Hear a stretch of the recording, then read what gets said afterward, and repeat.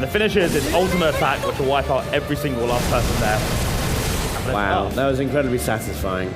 You could tell that that dude was trying his hardest to stay involved in what was going on, but he really just wanted to be like, yo, get this weeb crap off my stage. Anyways, hopefully by the title and the thumbnail, you can tell that I'm not here to talk about the 20 minutes of footage that was released, what, like a month ago? Editing IronNancy here. Actually, it's really only been like 2 weeks since that footage came out, and at the time that I'm making this video, even more footage came out about this game. There's just fairy tale footage and news galore. Back to the video. Golly, I have not talked about this game in 5 ever. However, I'll give a few thoughts on the footage. I think the game looks fun, I think the world looks beautiful, and there's, according to the guy that was playing the game, there's going to be many different types of areas to explore, like lava, ice, all this stuff. It's going to be really beautiful and really fun, and I think the combat looks engaging as well. There is a possibility though that the gameplay could get a bit repetitive, but I'll save all judgment until I actually get my hands on the game. And even if the game is a bit repetitive, it doesn't matter. I'm still buying at least 3 copies, and I'm gonna make many videos on it when the game drops. Because as I've said at least once or twice before, we have to support this game as fairy tale fans. Even if it does turn out to be average, or in the worst case scenario, bad, which I don't think it will be, we still have to support it so that other companies will gain interest in the fairy tale IP and want to make games themselves for that profit, for that money. And, you know, I'm hoping that Arc System Works is one of those companies. But anyways, enough about all that stuff, because it's time to get into what this video is truly about, and that is me making a prediction on who I think the final 7 characters are going to be for this game. So I'm gonna list all 7 characters that I have here, and then explain a little bit as to why I chose them. So let's get into it. I got Sting,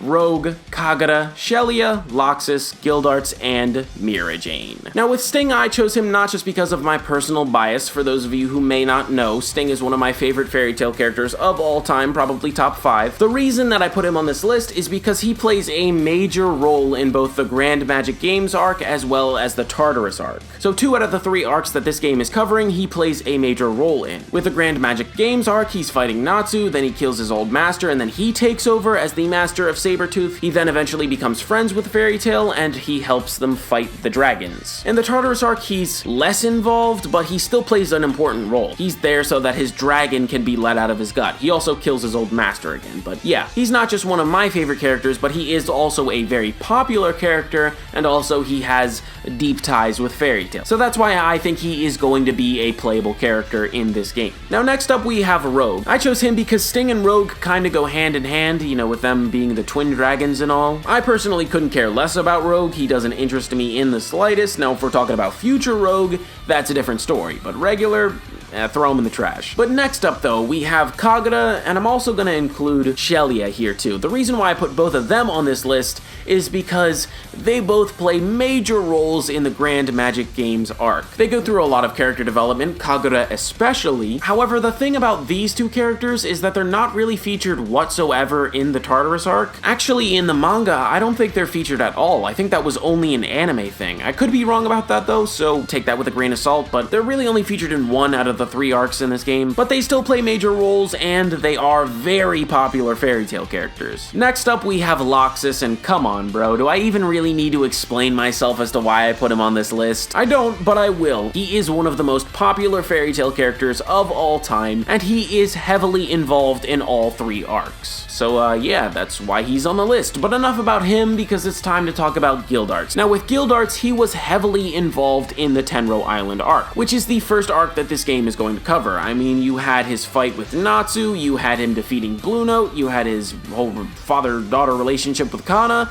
It was great, but in the Grand Magic Games arc, he's not really featured at all. I mean, he goes to like some village and defeats a monster, but that's really it. And in the Tartarus arc, I think he's only featured at the end when he, like, runs across Natsu and Happy. However, even though he only has limited involvement in the Grand Magic Games arc and the Tartarus arc, he is still one of the most popular fairy tale characters of all time, and again, he is involved a lot in the Tenro Island arc. Before I talk about the final character, Mirajane, I just want to point out one thing that was weird to me about Guildarts in the game. Because in the 20 minutes of gameplay, you actually get to see Guildarts. He's just like standing off in a corner, and you only get to see him for like 2 seconds, but in that footage, we see Gildarts in the outfit that he's wearing from the final arc of Fairy Tail. So if this game is only covering the Tenro Island arc, the Grand Magic Games arc, and the Tartarus arc, why is Gildarts wearing his outfit from the final arc? Maybe they just decided to give him that outfit because, I don't know, they just wanted to, and if that is the case,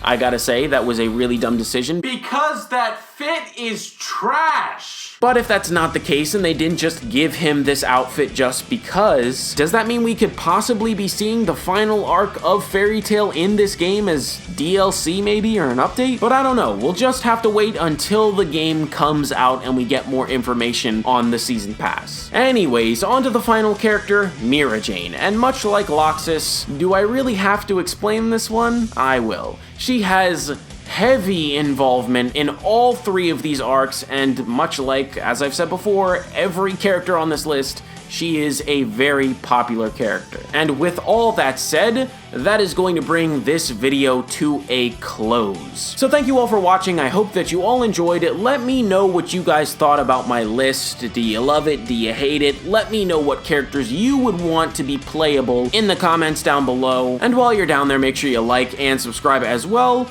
And peace out, everybody.